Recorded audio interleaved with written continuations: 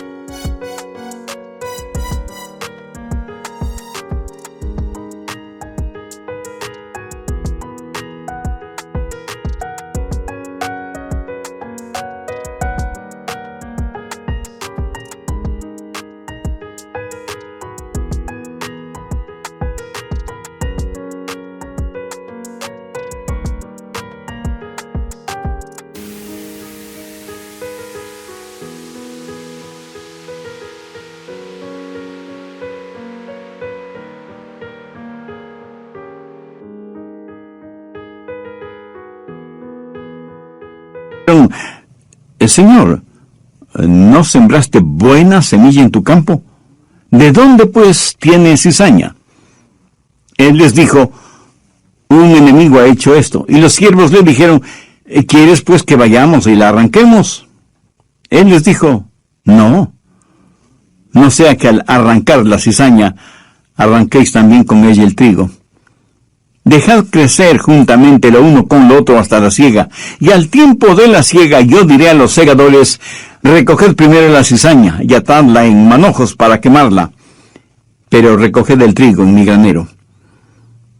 Se dará cuenta que esta es una historia sencilla, simple. Lo notable es que la cizaña siendo una hierba mala. Se parece mucho al trigo. Y en esta historia encontramos 7 elementos que debemos identificarlos. El hombre que siembra es el Señor Jesucristo. Mire el verso 37.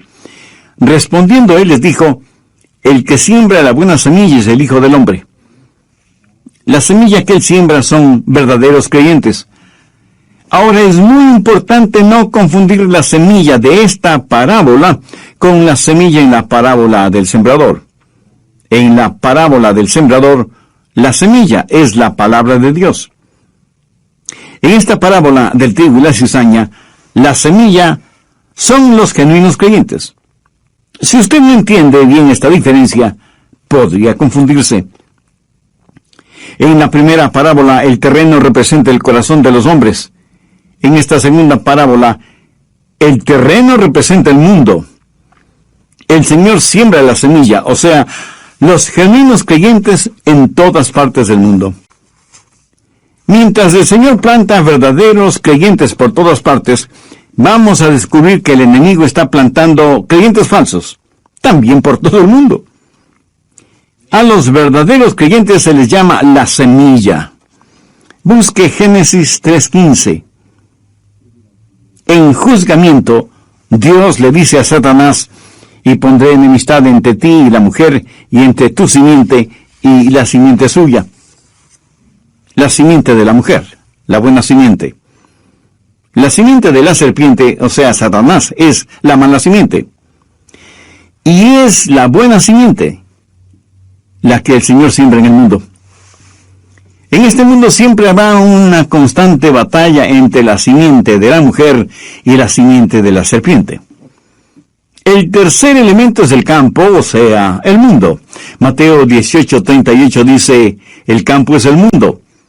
La buena semilla son los hijos del reino, y las cizañas son los hijos del malo.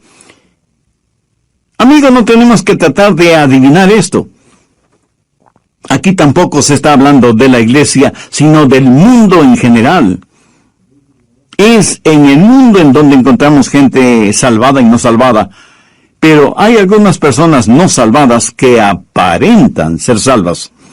Estos son los cristianos falsos en el mundo. El enemigo que va implantando falsos creyentes en el mundo es el mismo diablo, Satanás. Ve el verso 39. El enemigo que la sembró es el diablo. La siembra es el fin del siglo y los segadores son los ángeles. En la actualidad se escucha mucho acerca de la paternidad de Dios y la fraternidad universal del hombre. Podemos ser hermanos en nuestra humanidad, pero no somos hermanos espirituales porque no todos son hijos de Dios. Jesús les dijo a los fariseos, o sea, a los cristianos falsificados de esa época, que eran hijos del diablo. Veamos Juan 8:44. Vosotros sois de vuestro padre, el diablo, y los deseos de vuestro padre queréis hacer. Así que Jesús está diciendo que la cizaña representa a los hijos del diablo. En nuestros días, al cristiano de convicciones firmes se le trata de intolerante si es que no pone sus brazos alrededor de los que representan la cizaña y les dicen, todos estamos yendo hacia el mismo lugar y su religión y creencias son tan buenas como las mías. ¿Cómo podrá deducir? Esa es una mentira satánica. Los segadores son los ángeles. ¿Cuándo se realizará la cosecha?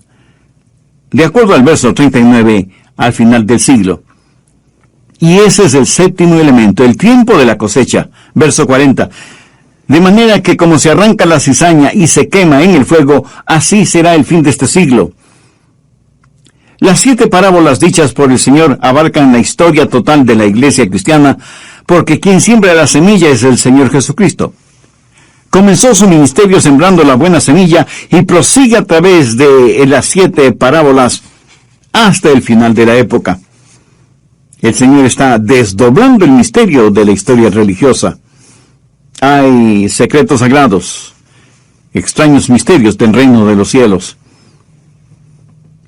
Ahora quiero hablar de la siembra de la cizaña el crecimiento de la cizaña y el conocimiento de la cizaña. Primero, la siembra de la cizaña. Mateo 13:39. El enemigo que la sembró es el diablo.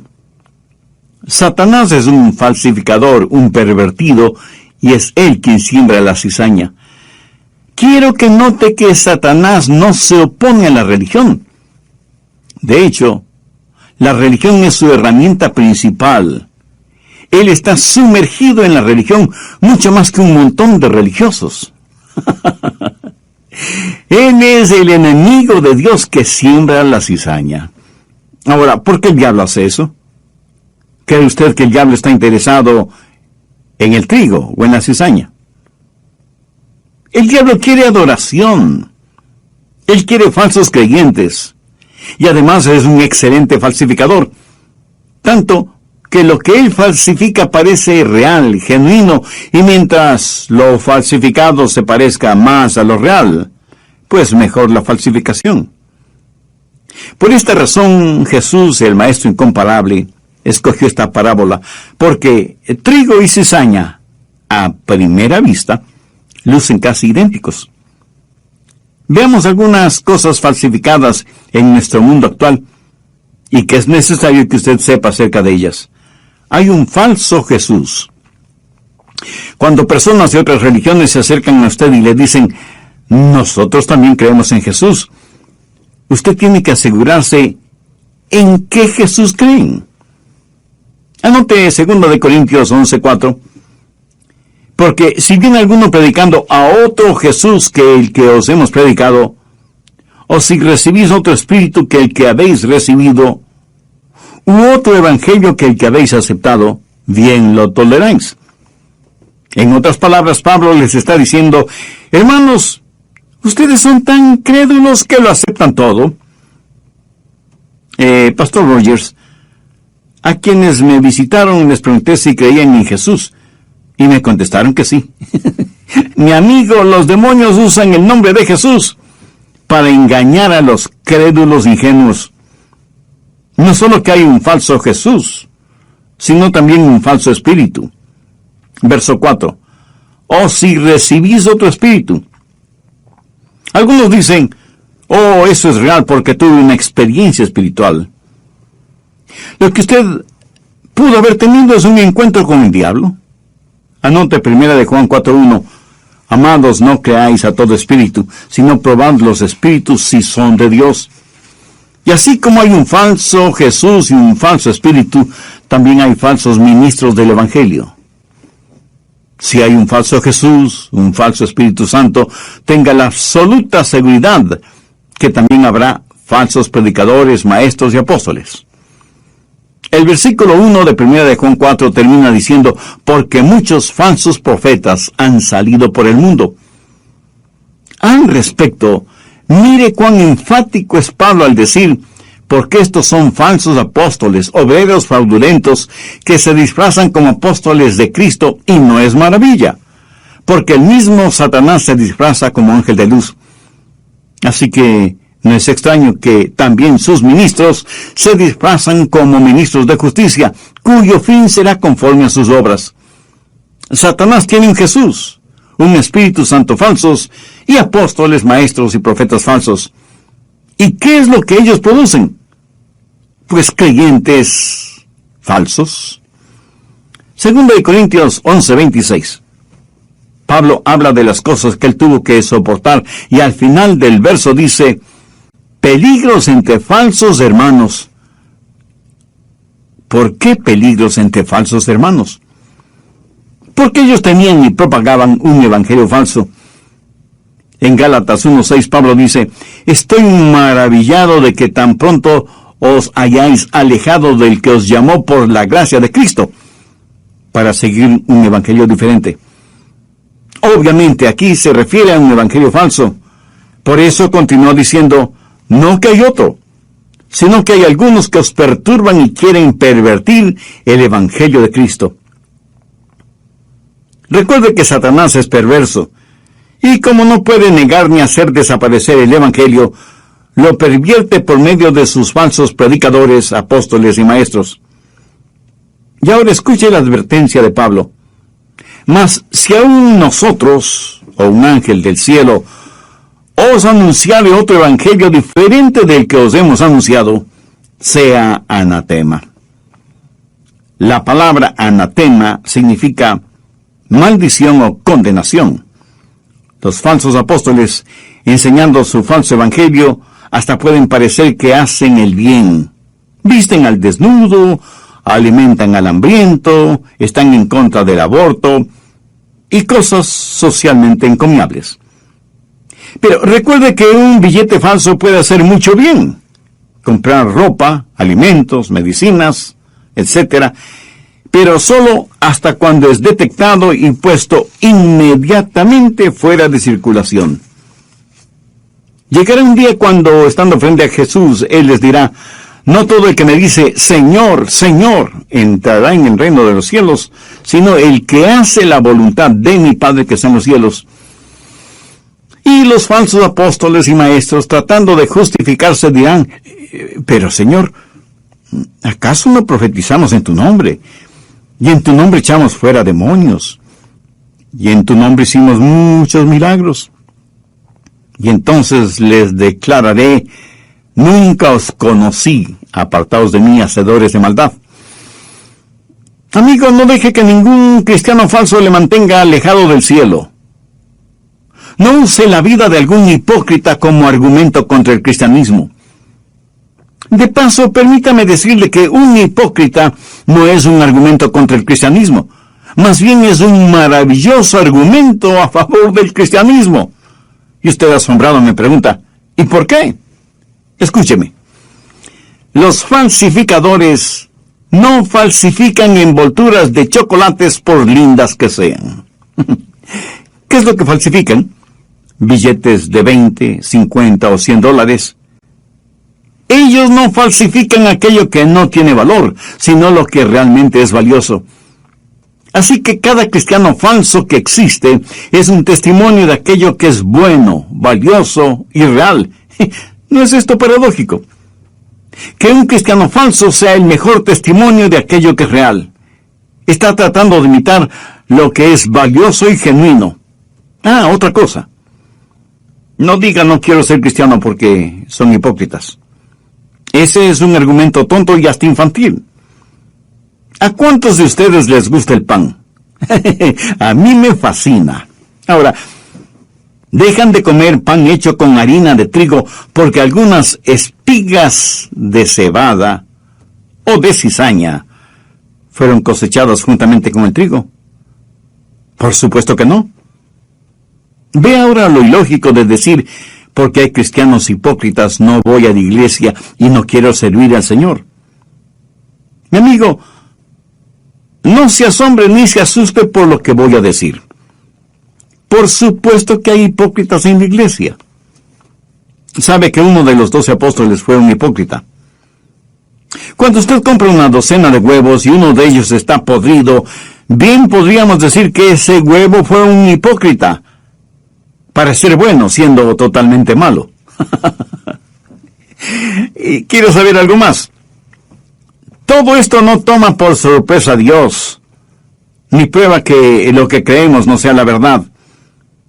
Y porque el hombre falsifica aquello que es valioso y digno, la Biblia dice no solo que así fue, sino que así es, que así será hasta el final de los tiempos. ¿Cuándo es que el enemigo hace esto? Mateo 13:25. Pero mientras dormían los hombres, vino su enemigo y sembró cizaña entre el trigo. Eso sucede porque aquellos que somos parte del reino de los redimidos, a veces parece que estamos dormidos. Que Dios tenga misericordia de nosotros. Cuando nosotros estamos dormidos espiritualmente, el enemigo trabaja. Veamos 1 Corintios 15:34. Velad debidamente y no pequéis, porque algunos no conocen a Dios. Para vergüenza vuestra lo digo. Algunos que son engañados por falsos cristianos, lo son porque no estamos despiertos espiritualmente. ¿Qué referencia a eso? Entonces, ¿a qué se refiere? Hola y bienvenidos a El Amor que Vale. Les saluda Andrés García Vigio. El doctor Adrian Rogers, en la voz del pastor Lenín de Llanón, concluye su mensaje, El extraño misterio de un cristiano falso. Desde el programa anterior estamos estudiando la segunda parábola dicha por el Señor Jesucristo y que la encontramos en el capítulo 13 del Evangelio de Mateo. La primera parábola fue acerca del sembrador y la estudiamos minuciosamente. Espero que lo recuerde. Esta segunda parábola tiene que ver con el trigo y la cizaña, y dije que en esta parábola hay 3 puntos importantes. Primero, tiene una palabra de consuelo. Segundo, tiene una palabra de advertencia. Y tercero, tiene una palabra de instrucción. Y comenzamos a estudiar sobre la siembra de la cizaña, el crecimiento de la cizaña y el conocimiento de la cizaña. Y por motivos pedagógicos, simplemente mencionaré que Jesús comparó el reino de los cielos con el buen campo en donde el sembrador sembró la semilla. El sembrador, por supuesto, es el Señor Jesucristo. El campo es el mundo, y la buena semilla son los hijos de Dios, habitantes del reino de los cielos, y las cizañas son los hijos del malo, o sea, son los hijos de Satanás. La espiga es la cizaña que se parece notablemente a las espigas de trigo. Por eso los ángeles, o sea, los segadores, le preguntaron a Jesús si debían arrancar la cizaña, y Jesús les dijo que no, que dejaran crecer a la cizaña juntamente con el trigo hasta el momento de la cosecha, cuando la cizaña sería atada en manojos y echada al fuego. Hasta aquí el resumen del estudio anterior. Vamos con el material para ahora. Tiempo atrás recibí la carta de un hermano a quien no conozco personalmente, pero me escribió pidiéndome perdón. Yo estuve intrigado con la carta. ¿Cómo era posible que alguien a quien ni siquiera conocía me estuviera pidiendo perdón? Bueno, leí toda la carta y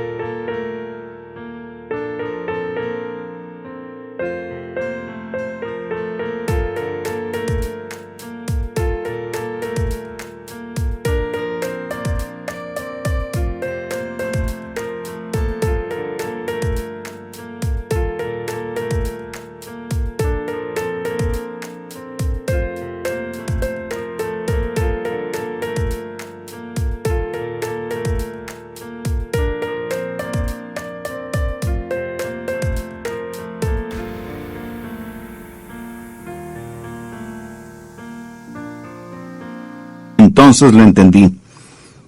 Alguna vez en uno de mis mensajes hice referencia a una importante denominación, identificándola como un culto, que en ese entonces lo era, pero en la gracia y misericordia de Dios, sus puntos doctrinales y teológicos han sufrido una genuina transformación.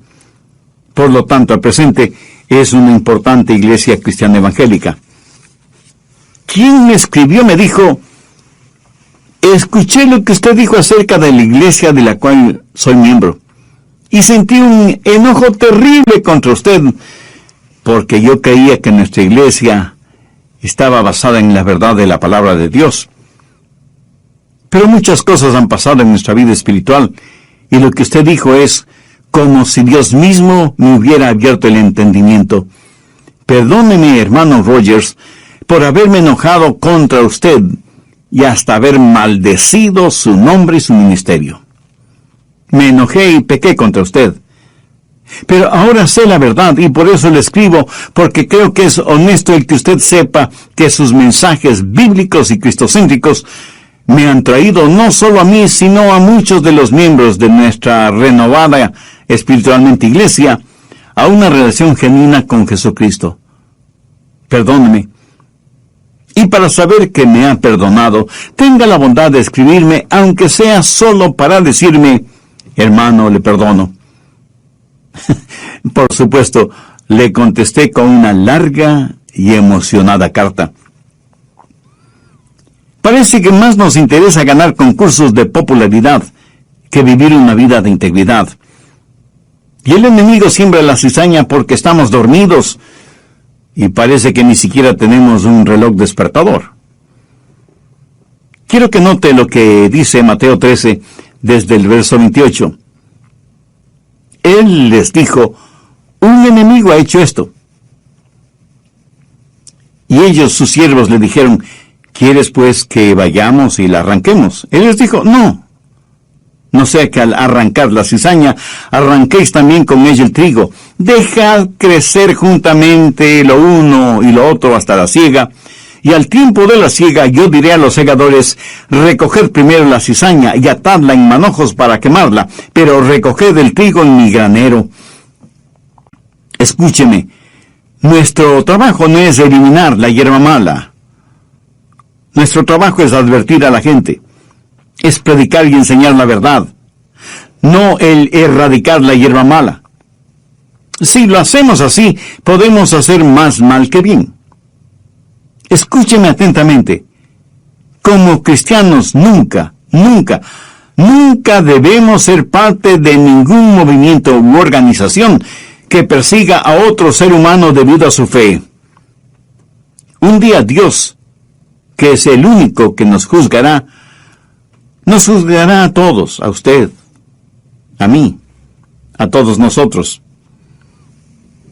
Hace algún tiempo estuve en una reunión de nuestra Convención Bautista del Sur, y muchos jóvenes pastores estaban preocupados por la infiltración de muchas ideas liberales en nuestra denominación. El Dr. Gray Allison, en ese entonces presidente de nuestra convención, cuando le preguntaron si él creía que tal o cual hermano era salvo o salva, respondió diciendo algo que me bendijo y me enseñó. Él dijo, del único que sé que es salvo soy yo mismo. En cuanto a los demás, no estoy tan seguro. Amigo, no comience usted a eliminar la hierba mala. Y quiero que note que aquí no se está hablando de la disciplina en la iglesia. Toda iglesia debe ejercitar disciplina, pero la disciplina en la iglesia no es primordialmente para remover, sino para restaurar. Es cierto, algunas veces algunos miembros tienen que ser separados de la comunión en la iglesia local, pero aquí no hace referencia a eso. Esta parábola trata del trigo y la cizaña en el mundo. Nuestro trabajo es el enseñar y predicar el glorioso mensaje del Evangelio del Señor Jesucristo. Nuestro trabajo no es el perseguir, y menos aún a eliminar a personas que no creen lo que nosotros creemos, o no practican la religión que nosotros practicamos. No. Eso lo único que hará es fertilizar y hacer crecer más rápido las hierbas malas. Más bien invierta sus recursos financieros, su tiempo, sus talentos y dones espirituales, en cosas que traigan honor y gloria a Dios. Es increíble las cosas en las cuales invertimos nuestros recursos. Sin nosotros saberlo, a veces nuestros recursos están patrocinando y apoyando abortos, pornografía y negocios realmente diabólicos. No debemos fertilizar la cizaña. Por eso es bueno canalizar sus diezmos y ofrendas por medio de la iglesia o por medio de organizaciones cristianas reconocidas por sus labores y por su integridad. Permítame decir algo muy personal. Mi esposa y yo damos la mayoría de nuestra ayuda financiera por medio de la iglesia. Esto, a más de ser espiritualmente satisfactorio, tiene un lado eminentemente práctico. Sabemos hacia dónde y en qué forma son utilizados nuestros diezmos y ofrendas. Así que sea parte de algo que es real, genuino y eterno. No fertilice la cizaña. Jesús dijo que el trigo y la cizaña crecerán juntos hasta el tiempo de la siega o la cosecha. Tiempo en el cual tiene que saber cuál es el trigo y cuál la cizaña. Mateo 13, desde el verso 40. De manera que como se arranca la cizaña y se quema en el fuego, Así será el fin de este siglo. Enviará el Hijo del Hombre a sus ángeles, y recogerán de su reino a todos los que sirven de tropiezo, y a los que hacen iniquidad, y los echarán en el horno de fuego, y allí será el lloro y el crujir de dientes. Entonces los justos resplandecerán como el sol en el reino de su Padre. El que tiene oídos para oír, oiga. ¿Qué nos enseña esto? Que el tiempo de la siega o la cosecha se acerca. Y seguramente alguien me preguntará, pastor, ¿por qué Dios tolera la cizaña? ¿Por qué Dios no la elimina ahora mismo? Le diré por qué. Así como el trigo todavía no está maduro, tampoco lo está la cizaña. Ni el trigo ni la cizaña están maduros para que se haga realidad el fin de este siglo. A Juan, el apóstol amado, se le dio la visión del juicio final. Y esto es lo que él dice en Apocalipsis 14, los versos 14-15. Miré, y he aquí una nube blanca, y sobre la nube uno sentado semejante al Hijo del Hombre, que tenía en su cabeza una corona de oro, y en la mano una hoz aguda. Y del templo salió otro ángel, clamando a gran voz al que estaba sentado sobre la nube: mete tu hoz y ciega, porque la hora de cegar ha llegado, pues la mies de la tierra está madura. ¿Sabe lo que es una hoz? Es una herramienta que sirve para cegar. Y la cosecha de un hombre no termina cuando muere. La cosecha sigue y sigue. Y la cosecha no llega hasta que su vida madure. Tomemos como ejemplo al fundador y a los seguidores y promotores de ese imperio sexual conocido en todo el mundo por la revista y los clubes Playboy. ¿Odio a esta clase de personas? Sinceramente les digo que no. Les tengo piedad y temo por ellas. Tienen una vida de placer sensual y sexual y se burlan descaradamente de lo que es decencia y moralidad.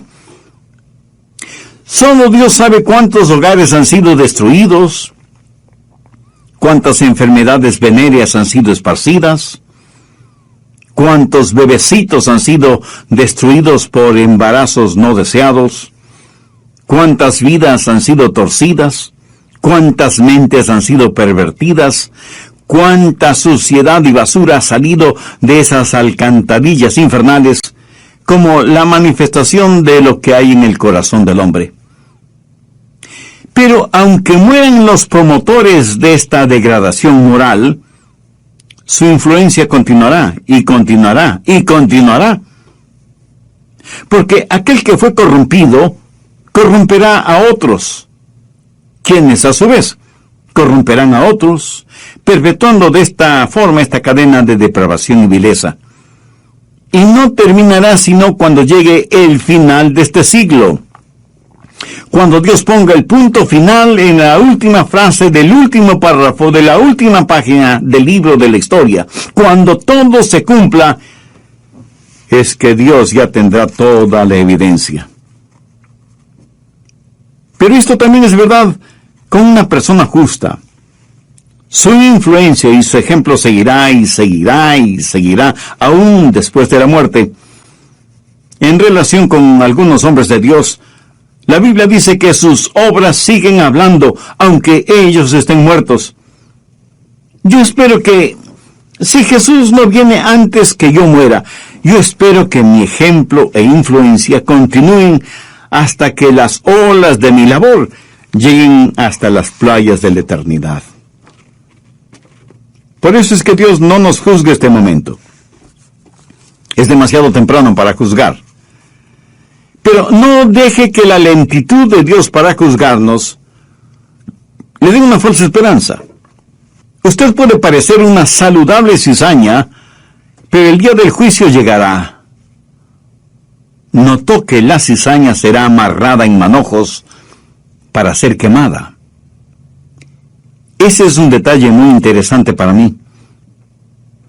¿No ha notado que en el mundo la gente no salvada busca el estar junta, amalgamada?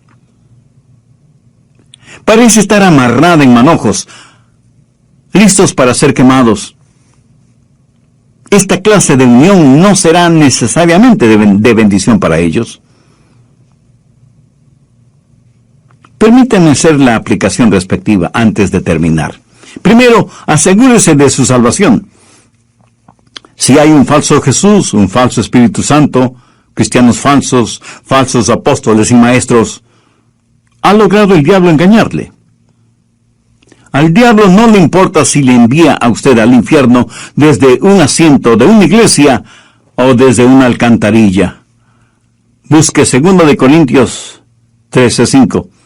Examinaos a vosotros mismos si estáis en la fe. Probaos a vosotros mismos. Y usted pensará, sé que soy salvo porque mis padres me dicen que soy salvo. Mi pastor me dice que soy salvo. Mi maestro de la escuela dominical me dice que soy salvo. Si todos dicen que soy salvo, entonces debo ser salvo. Cuando usted dice algo parecido, entonces es que no está seguro de la salvación. Examinaos a vosotros mismos si estáis en la fe. Probaos a vosotros mismos. Tiene una razón bíblica. Si fuera a estar delante de Dios ahora mismo, tendría la absoluta certeza de su salvación. Y no le voy a preguntar si conoce el plan de salvación, pero sí quiero preguntarle, ¿conoce al hombre de la salvación? ¿Está Cristo en usted? Alguien escribió lo siguiente, como si fueran las palabras de Jesús. Me llaman la vida y no me buscan. Me llaman la luz y no me ven. Me llaman el camino y no me caminan. Me llaman sabio y no me siguen. Me llaman amor y no me aman. Me llaman rico y no me piden. Me llaman eterno, pero buscan lo temporal. Me llaman misericordioso, pero no confían en mí. Me llaman Dios, pero no me temen ni reverencia. Así que, si les condeno, no me echen la culpa. Examinaos a vosotros mismos si estáis en la fe. Probaos a vosotros mismos. Segundo, no deje que los cristianos falsos le mantengan fuera del cielo. Y no se escude detrás de los hipócritas, ni piense que la verdad no es real debido a la presencia de lo falso.